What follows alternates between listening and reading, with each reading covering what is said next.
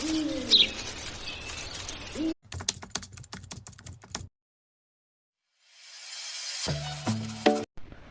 गांव में एक आदमी रहता था जो बहुत बूढ़ा हो चुका था, जिसकी वजह से उसे कम दिखाई देता था और वह बहुत कमज़ोर भी हो गया था। अपनी बची कुछ ज़िंदगी अपने बेटे के साथ बिताने के लिए शहर में रह रहे अपने बेटे के घर रहने चला गया। बेटा एक शहर के छोटे मकान में रहा करता था। मकान तो उसका छोटा था, मगर उसके अंदर जो चीज़ें थी वो बहुत महंगी थी। उस मकान में बेटा, उसकी पत्नी और उनका एक 5 साल का बेटा, ये छोटा सा परिवार मिलजुल कर रहता था। बूढ़े पिता के वहाँ आ जाने से परिवार में एक सदस्य और बढ़ गया था। यह पूरा परिवार रोज़ सुबह शाम मिलजुल कर के डाइनिंग टेबल पे खाना खाया करते थे। बूढ़ा पिता अपनी कमज़ोरी के कारण खाने की चीज़ें हमेशा नीचे गिरा दिया करते।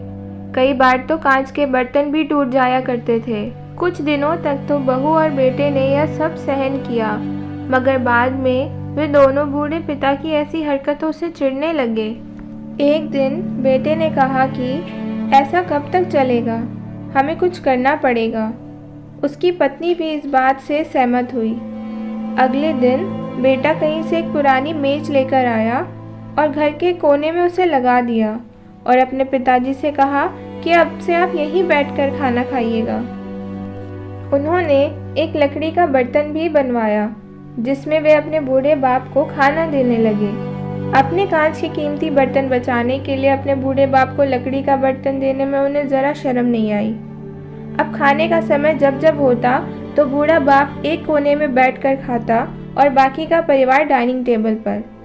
डाइनिंग टेबल पर बैठे बैठे दोनों पति पत्नी कभी कभी अपने बूढ़े बाप की तरफ भी देख लिया करते। बूढ़े बाप की आंखों में उन्हें आंसू भी नजर आते, मगर उन पर तो जैसे कोई असर ही नहीं होता। बूढ़े का पोता भी यह नज़ारा हमेशा देखता और वह अपने में ही खोया रहता।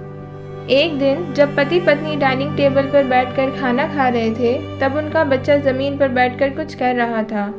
उन दोनों ने बच्चे के हाथ में एक लकड़ी का टुकड़ा देखा, लेकिन उन्हें कुछ समझ नहीं आया कि बच्चा लकड़ी के टुकड़े के साथ क्या कर रहा है। जब बच्चे के पिता ने उससे पूछा कि बेटा आओ खाना खा लो, तुम नीचे बैठकर क्या कर रहे हो, तब बच्चे ने भोलेपन से कहा, अरे मम्मी पापा, मैं आप दोनों के लिए लकड़ी का बर्तन बना रहा हूँ ताकि जब आप बूढ़े हो जाओ तो दिन में खाना दे सकूँ। अपने नादान बेटे द्वारा दी गई यह सहज बात दोनों के दिल में तीर की तरह उतर गई। दोनों एक दूसरे का चेहरा निहारने लगे। बिना कुछ कहे ही दोनों की आंखों में पानी आ गया और उन्हें अपने भविष्य की किताब अपने आप के सामने खुलती हुई नजर आई। उन्होंने समझने में ज़्यादा देर नहीं लगाई कि अब उन्हें आगे क्या करना है। अगले दिन कमरे के कोने से वह पुराना मेज हट गया और अब बूढ़ा पिता और बाकी का परिवार साथ में मिलकर खाना खाने लगे।